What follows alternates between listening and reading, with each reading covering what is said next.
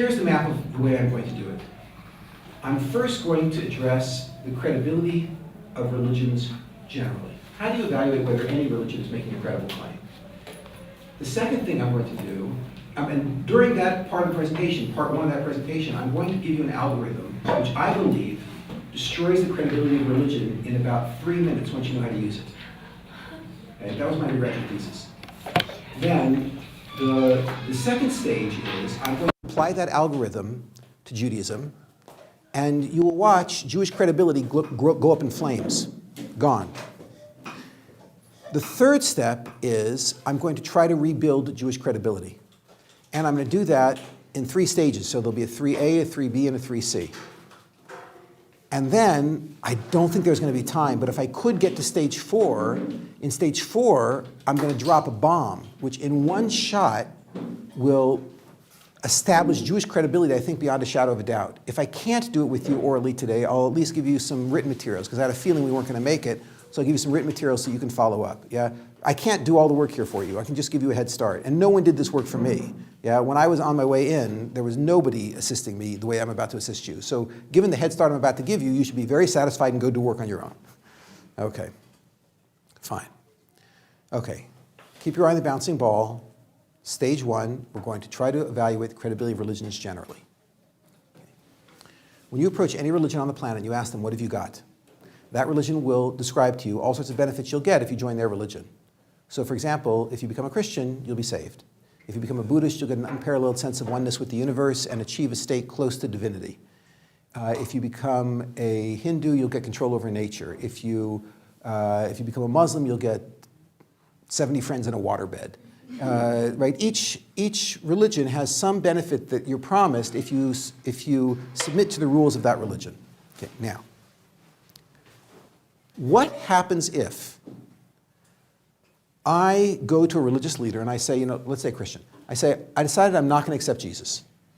Instead, I decided I'm going to become a Buddhist. I want to know, will I be saved in the next world? What will a Christian tell you? No. Under no circumstance. You accept Jesus and you're saved. You don't accept Jesus, you burn. Okay? Fine. And let's say I go to the Muslim, and I say to the Muslim, I decided not to become a Muslim. Instead, I'm going to become a Hindu, right?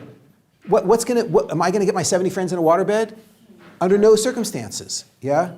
It turns out, if I would say to a Buddhist, I'm not going to become a Buddhist. Instead, I'm going to become a Jew, right? Will I get to the 8th stage of transic insight? Will I end up a BUDDHA? He'll say no, of course not. Every religion presents its benefits exclusively. That is, you only get those benefits if you submit to the rules of that religion. Clear? Okay, now watch. Once a religion has made the claim of exclusivity, that the only way to get those benefits is by submitting to their rules, they have stepped on to what I would call a credibility trapdoor. And if you want to destroy their credibility, all you have to do is ask these questions and you will see their credibility go up in flames.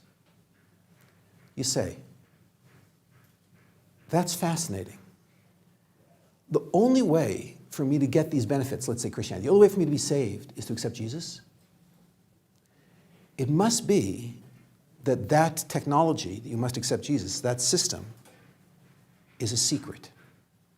Because if it was patently obvious, if it was written in the sky, accept Jesus and be saved, then every religion would accept that. So the fact that you're the only ones who are proposing this means that you got access somehow to secret knowledge, that you must accept Jesus in order to be saved. Where did you get this knowledge? Okay, when you ask that question to any religion on the planet, where did you get this system for achieving these benefits? Every religion on the planet will confess to you something which I dubbed the revelation narrative. The revelation narrative is the story of how the founders of that religion came to possess the system. Okay, now, my undergraduate thesis was focused on revelation narratives. And here's what I discovered. 165 major religious families on planet Earth, thousands of different sects and cults. Every single one of them has a revelation narrative which follows the exact same pattern, coincidentally. Okay? What is that pattern? The pattern is it's always one or two people who have this transcendental experience, and then they persuade everybody else that it was true. So, for example, Christianity begins when, I'm only focusing on Christianity because you're English speakers, which means probably you're coming from a Christian country. But how does Christianity begin? Not with Jesus. Any Catholic will tell you. The original Jesus cult rose and with Jesus' death fell, and within 35 years after Jesus died, it was gone. There were a handful of the original Jesus followers that were left that were bouncing around, but the religion was destroyed within 35 years after Jesus died. The Christianity that exists today was not created by Jesus.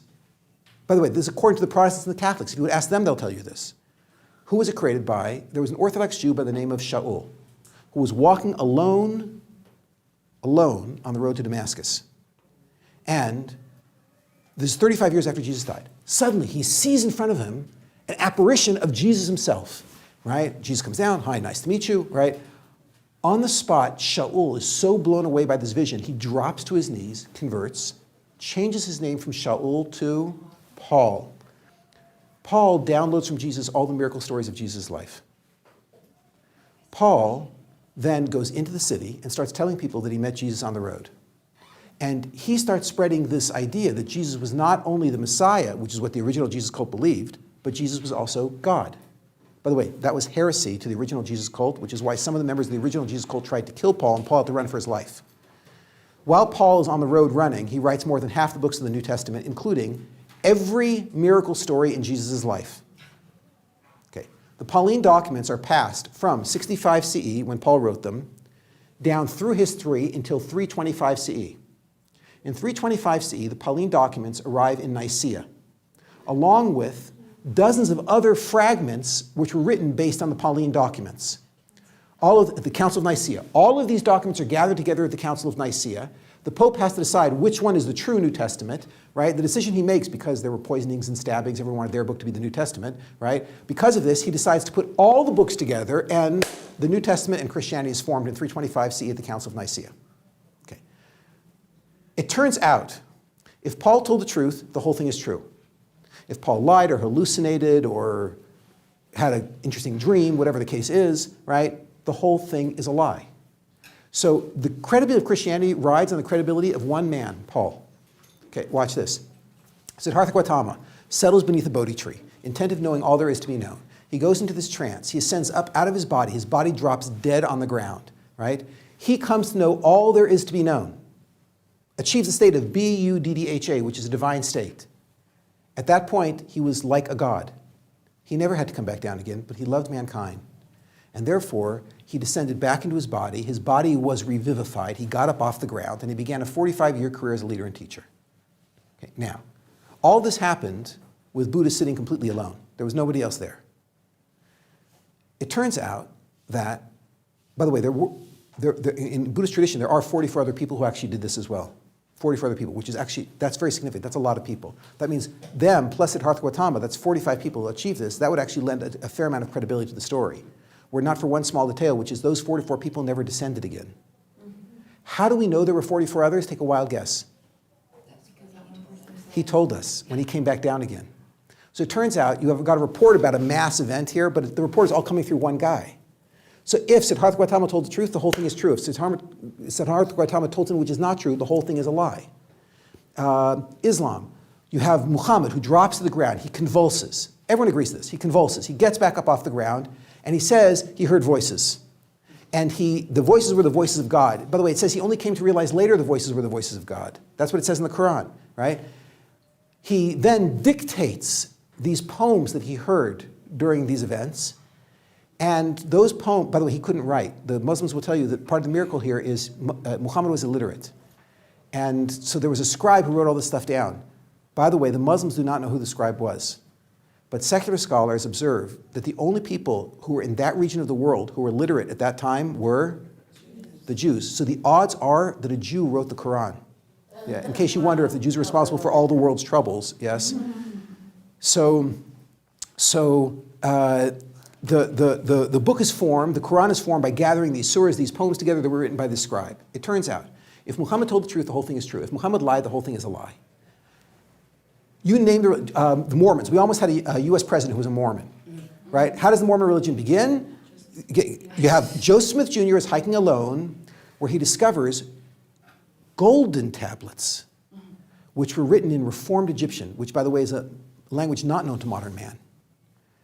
Now, buried next to those golden tablets was a dictionary which translated from Reformed Egyptian to modern English. Thank God. And that enabled him to translate the tablets. When he was done with the translation, he then destroyed the tablets, of course, because who needs golden tablets anyways, right? And then he took the translation, brought it back to mankind, presented it to people. That was the Book of Mormon. Later, he and his best friend, Oliver Cowdery, had more revelations. That they recorded in the Doctrines and Covenants. Those are two holy books of the Mormon religion, and the religion is up and running. If Oliver Cowdery and Joseph Smith Jr. told the truth, the whole thing is true. If they lie, the whole thing is a lie. Every religion on the planet starts when one or two people have revelation and persuade everyone else to follow. Now, that is the end of section 1. What I just gave you, Scientology would be another example. L. Ron Hubbard does astral travel, loses power, crashes into a desert island, breaks his back, but happens to have a tape recorder right there to record everything he learned, which you can buy for a fortune in Scientology. Yeah, right? All these religions are the same. They all have the same revelation narrative happening. And I concluded one of two things. If you're calm and rational and you keep your feet on the ground, you either have to conclude that these religions are all true, and why is it that it's always revealed to one or two people? God is shy. Or the other possibility is that the ability to maintain a conspiracy is inversely proportional to the number of people involved. So even though there might have been religions that started when 5 people or 10 people lied and launched a cult, but you've never heard of those religions because they last from noon to 1. They disappear. Anything that's actually recorded in history has got to be only 1 or 2 people, because 1 or 2 people could actually keep a secret. Yeah, it's possible to keep a secret. Even though most cults that are started crash, but those that survive tend to be the ones that are launched by only 1 or 2 people. Okay. Now, just to summarize section 1, you want to destroy the credibility of religion, say to them, tell me something, how did the religion start? They'll tell you a story about 1 or 2 people, and finished. No credibility left. Okay. By the way, just so you understand how we understand credibility, if I told you I was going to be late for this lecture, I live all the way on the other side of Harnof. And so I had no choice. I went up to my roof, and I don't like to do this, but I popped a wing out from behind each shoulder blade, and I flew here. And I landed on the Neve roof. So that's not a highly credible claim. If I say, no, but she was there and she saw it, yeah? So that's also not a highly credible claim. But if I tell you, all of the people on this side of the room, they all witnessed, right, my landing, I'm approaching credibility, because what are the chances that every single one of them would conspire with me and no one would spill the beans?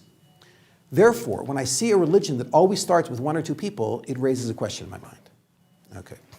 Now, end of part 1, moving to part 2. Jewish credibility. You open up the Torah and you start to read, and it says, God spoke to Abraham. Sure. Do you see what's going on here? 1 person. 1 person. A generation later, God speaks to 1 person, Isaac. Yeah? A generation later to Isaac's son, Jacob. Family business.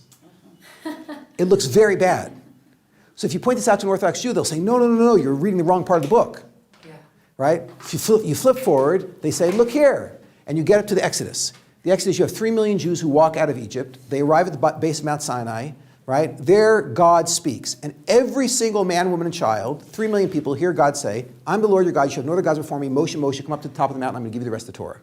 And the Orthodox Jew says, see, that's impressive. 3 million people all heard this. What are the chances that 3 million people would conspire?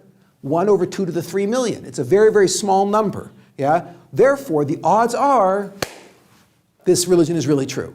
Now, if you try that in a university classroom, they will laugh you out of the room, because the professor's going to say to you, really? 3 million people heard God speak? Tell me something. How do you know that? And you'll say, well, it says so in the Torah. At which point the professor's going to say, yeah, and who wrote the Torah? At which point you'll say, Moses? Which already sounds bad. But the professor's going to say it wasn't Moses. It was J, E, P, and D. J is the Jahwist. That was a writer who was associated with a religion that worshipped a god called Yahweh. That's actually the wrong pronunciation of it. That's not how you pronounce it at all, right? But they were members of this Yahweh cult, yeah? And he wrote about his religion. There was another writer, E, the Elokist. The Elokist was in a different religion where they worshipped Elohim. There was another guy from a different religion where they were very involved in priestly things. That was the P writer. And then there was a 4th writer, D, the Deuteronomist, who wrote a book which is not the same style at all as the first three. So you see, you have four completely separate religions here with four separate documents. All four of these documents fell into the hands of R, the redactor. The redactor took these documents, wove them all together in such a way that we can't tease them apart anymore, so we don't know who wrote what, and produced a book called the Five Books of Moses. Yeah? This book, the redactor then sold to a group of people. They bought the lie, and the religion is up and running. So it turns out, your professor is going to tell you, that you don't have a report of 3 million people witnessing something. You have the Buddhist model. One guy, R the redactor, who tells you that 3 million people experienced something. But there were no 3 million people. It was a story. It was a mythology that was put together. Okay, now at this point, no counter-argument, only technical questions. Yeah? What if they felt threatened to have to, if you would have told that half of the room that you grew wings and jumped off your roof, and you said, to pass on the supposedly true statement, what if you promised them, I don't know, $1 million, or like you said, I'd kill you if you don't say it, if you don't. So you're asking like this, maybe you could get large groups of people to cooperate in the formation of mythologies if you provided proper incentive. It's a very interesting theory, but you always have to check theories against the data. And the data here is, we don't have religions that start with more than 1 or 2 people. So therefore, you have to ask why. In other words, what you're doing is you're taking a theory and running with it without data. I'm starting from the other side. I'm starting with the data. All religions start with 1 or 2 people. Now you go and explain that. Why is that? So what you're saying doesn't help explain that. The opposite, what you're saying actually contradicts the data. So therefore you say, okay, I guess that wouldn't work. Because the data indicates, in other words, how do I know that if a person jumps out the 30th story of a building that he probably won't fly? Because every time someone tries it, they fall. So too here, it's unlikely that you'll actually be able to persuade 30 people to maintain a conspiracy forever and never spill the beans. How do I know? I derive this aspect of human psychology from the empirical data over thousands of years. We don't have religions like that. It means you can't start such a lie. Good, okay. Now, hold off on counter-argument for the moment, because I probably will cover everything. Right now, only ask if something is very unclear, right, or even slightly unclear. Okay. Part 1 is done. You know how to establish the credibility of religion. Go for the revelation narrative. Part 2, you see that Judaism has no credibility either because the whole thing was written probably by one person. Okay. Part 3. Let's try to rebuild Jewish credibility. Okay. Now, for the next 20 minutes or so, let's run with the assumption that the whole report about people hearing God speak at Sinai is a lie. Let's assume it's a lie. It's a mythology. Assuming it's a mythology, what I know for sure is, at some point, somebody made up a story about 3 million people hearing God speak. Now, whether they made it up and it was passed orally for a period and then eventually written down, or whether they made it up and wrote it down right away and then that book was passed, either way, it works fine for me. But somebody made up a lie about mass revelation. How do I know? Because in every copy of the Torah found, in every Reformed temple, in every conservative synagogue, in every Orthodox shul, in every museum on the planet, there are dozens of places in the book where it says 3 million people heard God speak. That means somebody made that up. Say? No? Yeah? So the same story came from people who were all in different parts of the world. Okay, so that means that at some point this mythology experienced a geographical fracture, meaning that's, right, the population must have split and gone to different places. But it's somebody must have made up this story, otherwise how did it get into the text? In other words, either God spoke, or if God didn't speak, the only other option is someone made up a lie about God speaking. What I'm saying is not high tech, it's like very obvious. That's why you're confused. I'm saying something that's very simple and very obvious. If God didn't speak, someone made up a story. Okay, now watch. Here, tighten your seatbelt. Make sure that you're clear on this. The original lie I would like to propose had to take one of 3 forms. And it could have only taken 3 forms. The original lie about mass revelation either had to take the form of a past lie, a present lie, or a future lie. And I'll explain that each of those 3 words, past, present, or future, refer to which generation did the charismatic cult leader claim heard God speak. Now, I'll make that very, very clear, like this. Let's go back to the moment when the original lie is being started. I'm going to be the charismatic cult leader. It could have been one person, could have been a group of people, doesn't make a difference, right? you guys are going to play the role of the wild-eyed cult followers who are going to go for this. I come to you and I say to you one of three things. Start with the simplest model. The simplest model is present. I say, you, the present generation in front of me, all heard God speak. You heard him say these words, I'm the Lord your God, you have no other gods before me. Moshe, Moshe, come up to the mountain. I went up on the mountain, I got the Torah, I brought it down, and I gave it to the Jews, right? And you are so persuaded by my charisma that you all cried in unity, right? Amen. And the religion's up and running. Okay, now, this is called the present lie because in this lie, the charismatic cult leader says, which generation heard God speak? The present generation, those people who were standing in front of him at the time the religion was founded, right? Obviously, we're not talking about the year 2014 or 1984. We're talking about 1,000 years ago, or 2,000, or 5,000 years ago, or 50,000, or 50 million years. Whenever you want to say Judaism started, we're talking about an event that took place then, and the charismatic cult leader says, you all heard God speak. That's very simple, present model. Okay, now, step over here for a minute. Slightly more complex, past model. In the past model, the charismatic cult leader comes to a group of people and he says to them, you heard nothing. For God never spoke to you. It was long ago at the foot of a great mountain, Sinai. All the Jews were in camp there. Moses was there. God came down on the mountain. God said, I'm the Lord your God. You should have no other gods before me. Moshe, Moshe, come up to the top of the mountain. Moses went up on the mountain, got the Torah, brought it down, and he gave it to all of your ancestors. They all became Orthodox Jews. They all kept Jewish law. They knew that it was all true. And they were Orthodox Jews for generation after generation, for 3 or 4 generations.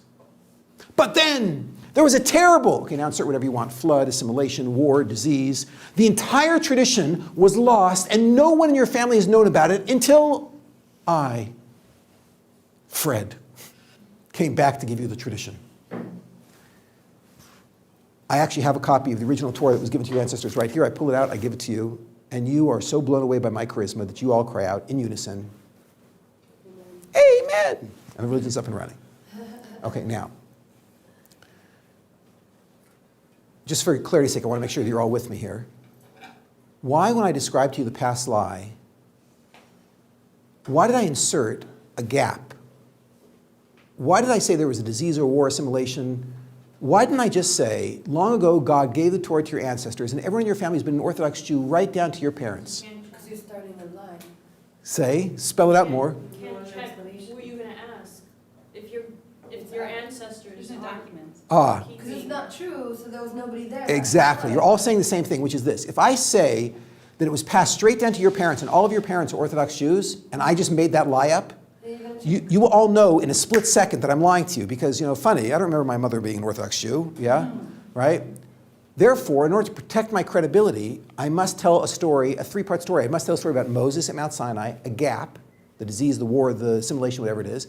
And then later on, Fred comes, much later in history, so far later in history that you can't check it. Right? You can't check when the last Orthodox Jew in your family was. You never heard of this Orthodox Jew, but I tell you, it was 1,000 years ago was the last Orthodox Jew in your family.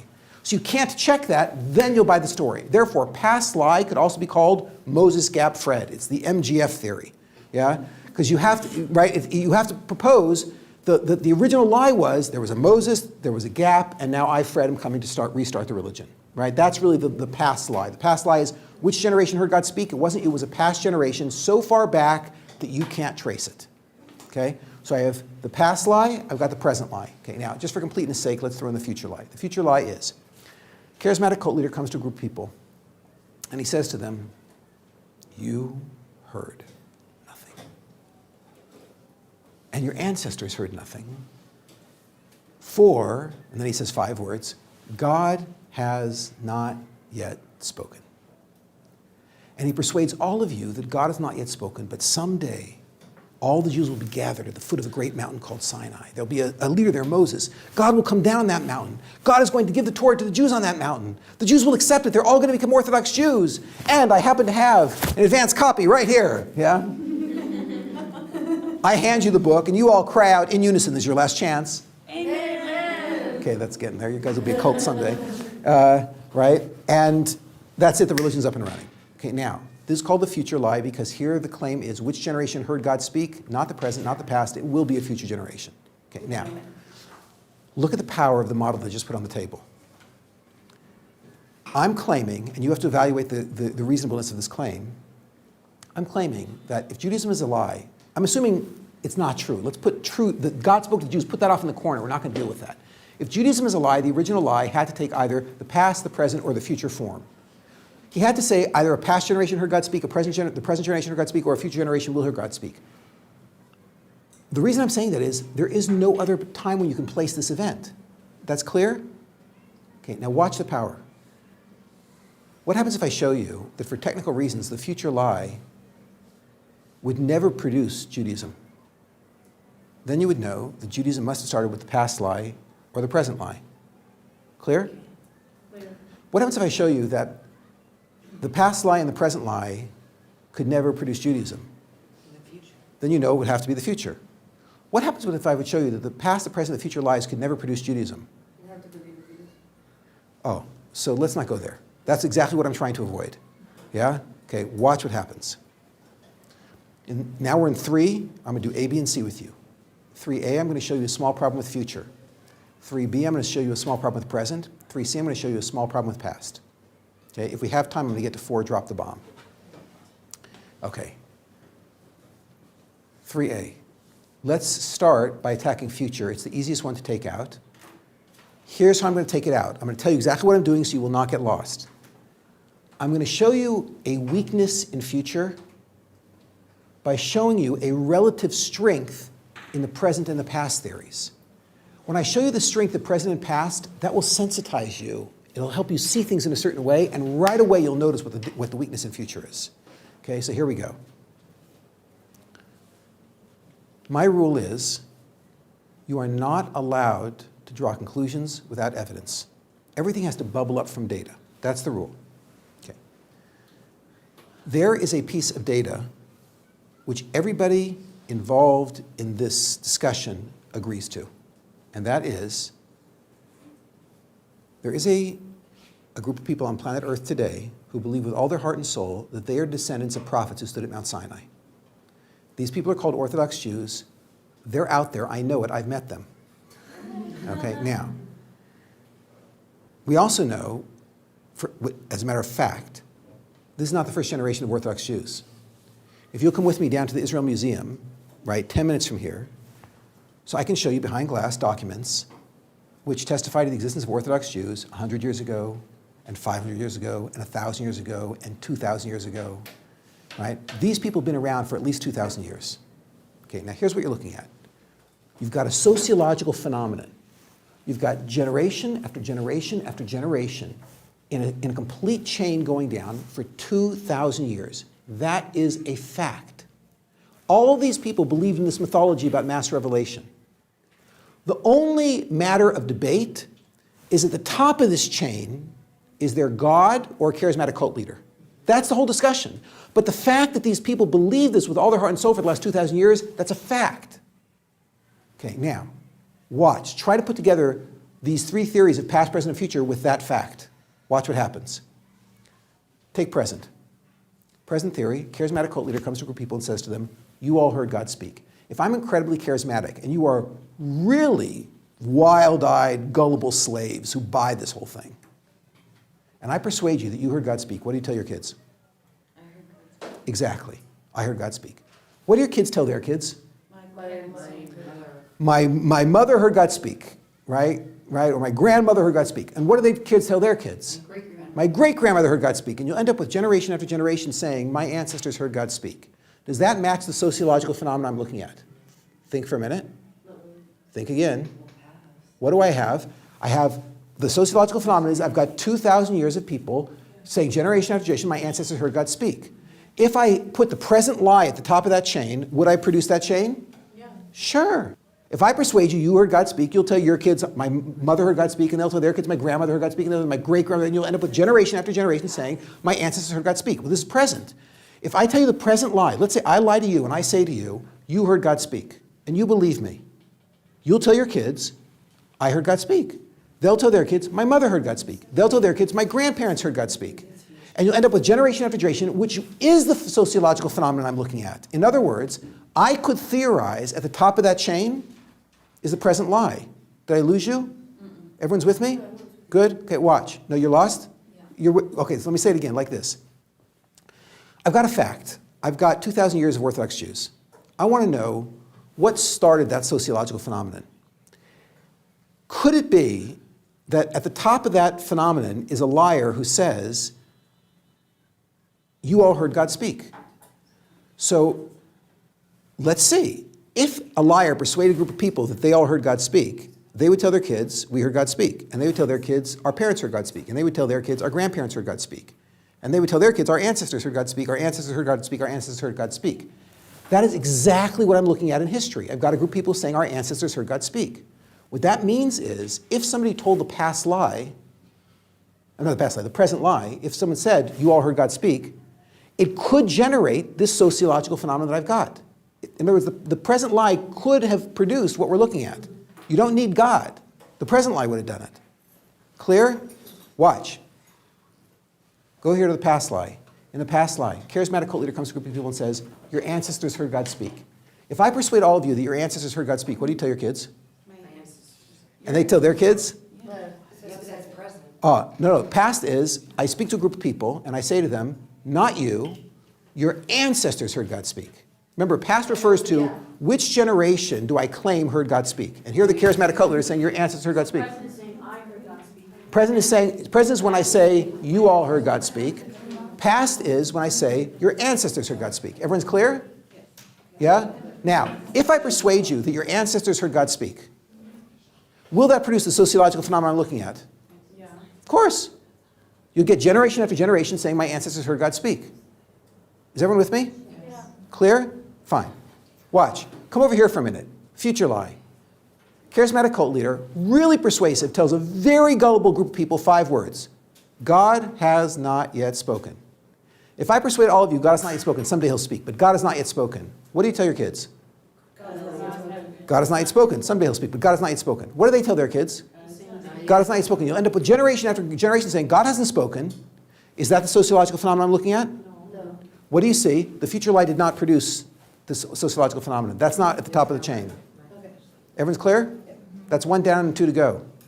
By the way, it could be at some point in history somewhere someone may have said the future lie, someday God will speak, but that is not what produced this chain. Yeah? At some point at the top of that chain you have to get to either the past lie or the present lie to produce that chain. The future lie will never do it. Everyone's clear? No? Confusion? A lot of confusion. Everyone's lost. Quick question? Yes. That's confusing me. You keep saying 2,000 years back, but didn't this actually happen like 2,800 years back? I mean, when did Judaism actually start? No, but when we were up at Mount Sinai. Some people say it was 3,300 years ago, but this is irrelevant. In other words, pick any date in history that you want, and then you've got a charismatic cult leader who's telling lies. Thing. Okay, wait, I got the charismatic cult leader. He's telling, like, I get the past, I get the present, like, your ancestors heard blah, blah, blah, blah, blah. Like, your ancestors heard blah, blah, blah, blah. And now you're saying the future is different, though. Why? So like this. In the present lie, he says, you heard God speak, and after 4 or 5 generations, that's become our ancestors heard God speak. Okay. In the past lie, he starts off with your ancestors heard God speak, and after 4 or 5 generations, that is our ancestors heard God speak. And both of those are what we're actually looking at in history. In history, I've got a group of people saying our ancestors heard God speak. So the past and the present could produce that. Now I come over here to future. In the future lie, the charismatic cult leader says, God hasn't spoken yet. So no one's heard God speak. And the next generation says, yeah, we were told by our great prophet, God hasn't spoken yet. And then the next generation said, God hasn't spoken yet. God hasn't spoken yet. And you'll end up with a generation after generation saying, God hasn't spoken. Is that what I'm looking at in history? Is that Orthodox Judaism? No. The Orthodox Jews say he spoke a long time ago, which means the future lie is not what is at the top of that sociological chain historically. That's not how this whole religion got started, with somebody saying God hasn't spoken yet. Clear? Everyone's with me? Yeah? I'm just a little confused about the present lie. How could it even make sense if, how can people believe that God has spoken to them if you say it to them? If he Hold hasn't? on. It's a good counter-argument. It's a good counter-argument. I'm going to get to it right now. In other words, as long as you understand everything I've said up until now, you're okay. Don't worry, I have anticipated your question. I'm going to deal with it. But the most important thing is you all see, future's gone, present and past are still reasonable explanations for how Judaism got started. Good? Okay, watch. Let's do present. Okay, the fastest way to do this is going to be by dealing with a real religion. So let's actually throw this out. I'm going to show you a small problem with present lie. There was a charismatic cult leader by the name of Marshall Applewhite. Applewhite developed a cult in Rancho Santa Fe, California, very wealthy community, very successful people live there. He persuaded there 40 people that there's a better place that everyone can go to, a place called heaven, and the only way to get to heaven is to pass through Heaven's Gate. If you want to pass through Heaven's Gate, he explained to people, you must be wearing black Nike tennis shoes. 40 people started wearing black Nike tennis shoes 24/7. They bought this lie. Okay. I'm editorializing. I think it was a lie. Yeah, it's a true story. This is a true story. Applewhite milked these people for a tremendous amount of money, bought a mansion in Rancho Santa Fe, invited the whole group to the mansion, and at this mansion, he explained that the men are going to have a much more difficult time passing through Heaven's Gate than the women because there's a particular piece of male anatomy you cannot possess when you pass through Heaven's Gate. He then passed out bottles of chloroseptic spray, which is a really neat green spray. You use it on a sore throat. It's a topical anesthetic, kills the pain instantly. And he passed out to all the guys X-Acto blades. And then it's a very sharp knife. And then on video, the men in the Heaven's Gate group proclaimed their faith in Marshall Applewhite and then performed what was called minor surgery. Yeah, they sewed themselves up with tooth floss. By the way, Marshall Applewhite did not castrate himself because he said he had to wait till later, which I completely understand. Yeah, okay, fine. Time went by. He called another meeting of the group. 38 out of the 40 members made it to that meeting. 2 people were physically prevented from getting there, but 38 members made it there. At the meeting, he explained, tonight is the night we're going to ascend into the spaceship, which is taking us to heaven. And if you want to ascend into the spaceship, all you have to do is take this lethal dose of phenobarbital, and after you pop the pills, just tie a hefty plastic trash bag over your head and around your neck, and you will ascend. Then, 38 members of the Heaven's Gate cult proclaimed their faith in Marshall Applewhite, popped the pills, laid down, and died. Okay, now, what you have here is by the way, everybody in the Heaven's Gate cult had a bachelor's degree or higher. You're talking about people who, there was not a single member of the Heaven's Gate cult who had been to therapy. They'd never been to a psychiatrist or psychologist. You're talking about, and the families of these people said that their relative was completely sane until they fell into this cult and became a raving lunatic. So what you're talking about is a highly rational, financially successful, intelligent, well-schooled group of individuals who fall into a cult and lose their marbles. They go crazy. Which smashes the perception that most of us have that people who join cults are sick or dumb. Yeah. By the way, if you just pay attention to the news, you'll realize that people that these cults are going after are not sick and dumb. They're not trying to pick up sick and dumb people. They want people who have resources. Yeah. Some of the most famous people on the planet today are members of these crazy cults. Yeah. Whether, from Tom Cruise, Madonna's not normal, but okay, whatever, there's, right, you name it. You're talking about people who are well put together. I sat in on dozens of cult meetings. The people who are sitting there are just like you and me. There's no difference. Okay, now, you right now are vulnerable to falling into a cult. And in order to be protected from falling into a cult, you need to know one thing. If I tell you this one thing, you cannot fall into a cult. And that is, I call it Applewhite theorem. Applewhite theorem has 2 clauses. Clause A, people are gullible. They'll believe anything, even something that asks them to act self-destructively. Okay, this is the psychological hole, the weakness that enables people to be pulled into a cult. People are gullible, they'll believe anything, even something that asks them to act self-destructively. Clause B, as long as the lie cannot be checked. Exactly. People are stupid, but they're not that stupid. Why didn't Marshall Applewhite say, the spaceship that dropped your mother off here is coming to pick us up? They would call their mothers. Why didn't he say the spaceship dropped your grandmother off here is coming to pick us up? You could check that. People don't believe checkable lies. People are stupid, but they're not that stupid. If they can check it, they'll check it. Every religion on the planet starts with a lie that conforms to Applewhite theorem. Hi, my name is Paul, and I just came back from the road to Damascus, where I met Jesus alone. Can you check that? No. Hi, my name is Siddhartha Gautama, and I just came down from the 8th stage of Transic Insight, where I became a BUDDHA. Can you check that? Hi, my name is Joseph Smith Jr., and I found these golden tablets which I destroyed. Can you check that? Right? You name the religion. Hi, my name is Muhammad. I just had an epileptic and had a prophetic experience. Yeah. Can you check that? Right? All these religions start with claims that are uncheckable.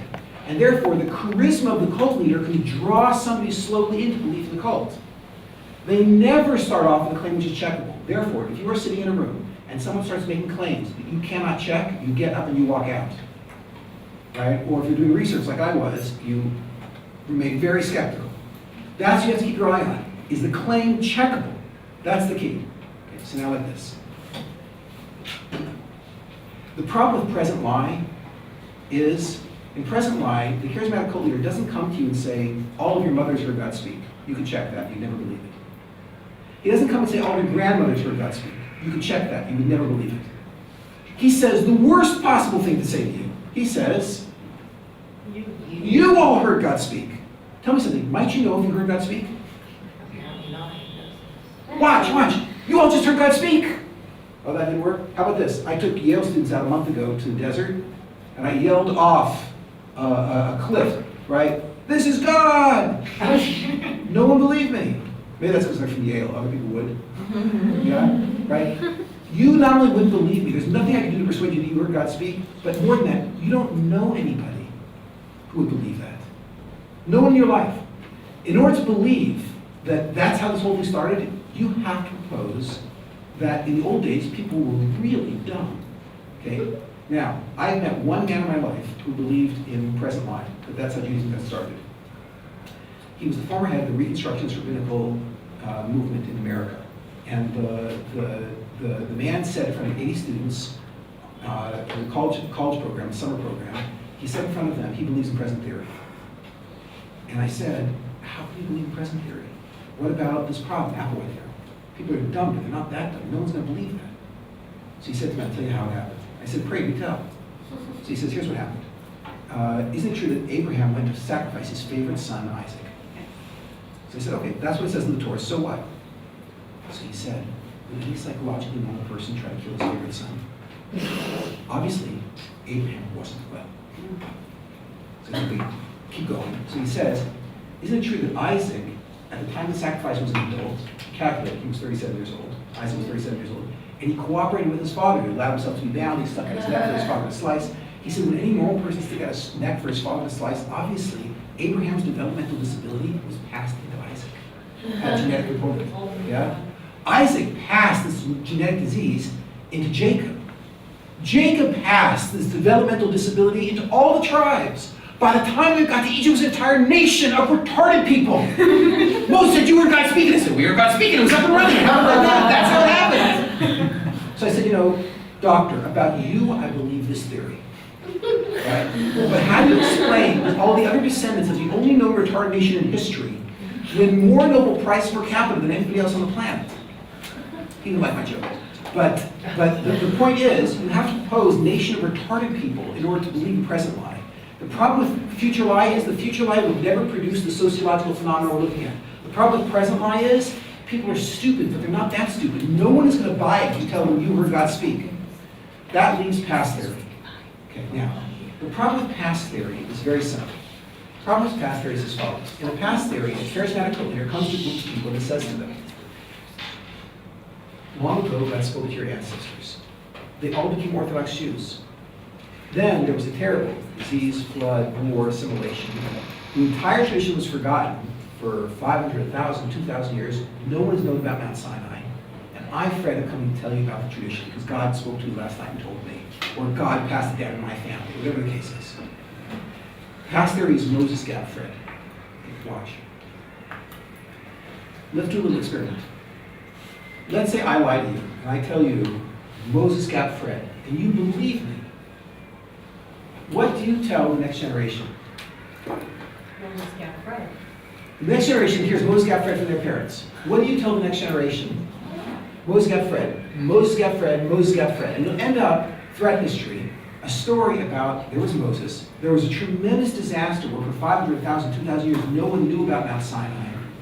And then came the second most important person ever in Jewish history, Fred, who restarted the religion by reminding people about Mount Sinai and giving them back their lost Torah. Okay, now, here's the problem. I ran an interesting experiment. I went to one of the most influential rabbis here in Jerusalem, 25 years ago. He's passed away now. He was a very special person. I said to him, tell me something, Rabbi. All this Torah that you're teaching people, where'd you get it? He said, I got it from my teacher. Really? What's his name? He said his name was Rabbi Yerucham Levavitz of Mir. So I said, fascinating. Just a minute. I went and I checked. And I found 4 independent Jewish literary sources which testified to a relationship between the man I was speaking to, his name was Rabbi Shlomo Volba, and the man who he claimed was his teacher, Yerucham Levavitz. I found 4 independent Jewish literary sources saying these 2 people actually knew each other. I went back to him and I said, tell me something. Where did Rabbi Yerucham Levavitz get this Torah? So he says he got it from his teacher. Who was his teacher? It was Simcha Zissel Zayv of Kelemen. I checked 4 sources. I said, and who before him? He said, Simcha Zissel, he was a student of Rav Israel Lipkin of Salant. I said, really? Check 4 sources. And Rav Israel Lipkin of Salant, where did he get it? He got it from Rav Zendel of Salant. 4 sources. Where did he get it? Rav Zendel got it from Rav Chaim of Volozhin. Where did he get it? From Rav Eliyahu of Vilna. And where did he get it? And I traced this thing back. Okay. I was able to produce this neat little chart. Okay, now, this took 2.5 years. This starts with Rabbi Shlomo Volba, with the death date, right? And goes straight up from Shlomo Volba, teacher, student, teacher, student, teacher, student, teacher, student, until you get to Moses. Okay, now, wait, listen carefully, because otherwise you're going to misunderstand. Every name on this list, from Moses down to the end of the Bible, that's Moses to Ezra, I took the Bible's word for. From Ezra forward, right, I had to have 4 independent sources claiming a teacher-student relationship. And I produced this chain going straight down from there. I am not telling you that anything on this sheet is factually accurate. I'm not telling you that. I'm telling you something which is far more powerful. Personally, I think it's accurate. But I don't care. There's something that's far more powerful about this sheet. I confirmed from the names from the Bible, and then all the names after that which are described in Jewish literature. I have all these people's books on my shelf. I have confirmed that this is what Orthodox Jews believe. Okay, you didn't fall off your chair, which means you didn't make the connection. Watch. This is what Orthodox Jews believe, that there was a continuous line without any break going from Moses straight down to Noah. If the original lie was Moses, Gap, Fred, then somewhere in Jewish history, I should find a story about a terrible gap where for 500 years no one knew anything about Mount Sinai. And then Fred came and restarted religion. Now, what kind of event are we talking about here? Not a small event. Watch. Hitler did blood damage. He killed 6 million Jews. But every single person who walked out of the camps had heard of Mount Sinai. Some believed it, some didn't believe it. But everybody had heard about Mount Sinai. Mount Sinai was not eliminated by the Holocaust. If you want to propose the past lie, Moses, Gad, Fred, the liar would have to have told a lie about a disaster that would have been far bigger than the Holocaust. A giant destruction, so that no one would have known about Mount Sinai for 500 or 1,000 years. And more than that, Moses is clearly the most important player in the Bible. However, the second most important person ever in Jewish history is going to be Fred.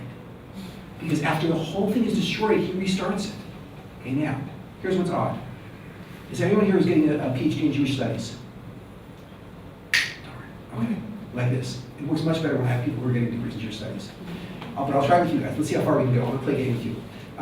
Could someone please tell me, what's the name of the man who went up on Mount Sinai and supposedly, according to mythology, got the Torah, brought down and gave it to the Jews? Good, you got one in your pocket. That was a giveaway. Okay, now, next one. Moses dies, according to mythology. Who's the person who takes the Jews into the land of Israel? Joshua. Excellent. Yeshua. Okay, very good. Okay, that was also a giveaway. Now it's tough. Yeah. People are getting PhDs in Jewish studies will be able to answer all these questions. The Jews were exiled from Israel. They were living in Babylonia, right? They had lost their temple. After a period, they're led back out of exile. They come back and they refound the Jewish state here in Israel again, right? The man who heroically led them back and refound the Jewish state was Ezra. That's correct. Okay. Well, how do people know that? He was a giant person. He made a huge contribution theologically and historically. It was tremendous. And people know what he did. He brought the Jews back. Okay, watch. What is the name of the person who redacted the Mishnah, one of the greatest books ever in Jewish literature? Judy the Prince. That's correct. She could get her PhD in Jewish studies. All right, this is difficult. This is even a challenge for you. What is the name of the person, two people, who redacted the Talmud? Very nice. Okay. How does she know these names? The answer is, they created the Talmud. It's huge. However, none of these accomplishments that we just went through are as large as the accomplishment of Fred, who after a religion was gone for 500,000 years, reminded people about Mount Sinai. Okay, now here's the problem. When I stand up in front of people who are getting their PhDs in Jewish studies, and I say to them, okay, could someone please tell me, where is the gap in Jewish history and where is Fred? So this person will say, Fred is Yirmiyahu. And this person will say, it's not Yirmiyahu, it's Yechezkel. This person, it's not Yechezkel, it's Ezra. It's not Ezra. And you stand back and they kill each other. And I say, ladies and gentlemen, why are you fighting? Don't you know? This is the greatest person ever in Jewish history. Why is there any confusion about this? And where's the gap? Why did that, watch, it's not just the Jews don't have a record of the gap. The Christians never heard of a gap, or a disaster, or a Fred. The Sadducees never heard of a gap and a Fred. The Karaites never heard of a gap and a Fred. No one has ever heard of a gap and a Fred. There's no evidence of this. Therefore, watch the power. If you play by my rules, and my rules are, where there's evidence, you draw a conclusion. In the absence of evidence, you cannot say anything. It's a leap of faith. If you buy that rule, and you want to believe in present theory, or not present theory, past theory, you can say past theory. You can say, I believe in past theory, but you have to say it like this. You have to say, I'll believe in past theory. Because it's a total crazy leap of faith. What would make someone believe that anyone ever said Moses got Fred? There's no evidence that anyone ever said Moses got Fred. In fact, we find the opposite. Everywhere we dig in Jewish history, we find Jews saying there's a continuous line. So why would I say that there's Moses got Fred, that that lie was ever told?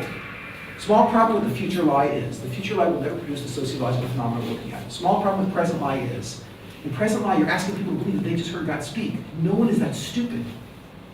In the past lie, a small problem is the original lie is Moses got Fred. But no one ever heard of a gap or a Fred. Why would I think that that lie was ever told? But the only way that Jews can be a lie is either through the past, the present, or the future. That only leaves one alternative, which is, it's true. That the thing started when God spoke to the Jews at Mount Sinai. Okay, now, I'm 5 minutes over, so I have to stop. However, I will tell you that when this first occurred to me, I was shaken, but not willing at that point to actually start taking on Orthodox Judaism. I thought, this is serious, I've got to think about it. However, when I hit the bomb, it's about 3 years later, when I hit the bomb, I realized, okay, it's true. And that was the point where I actually started moving. So I can't do the bomb today because we're out of time. But, no, don't get upset. What I did do was, I brought you the bomb in print. And it is so simple and so straightforward, it will take you 10 minutes to read, and you'll see right away what will push you over the edge, yeah?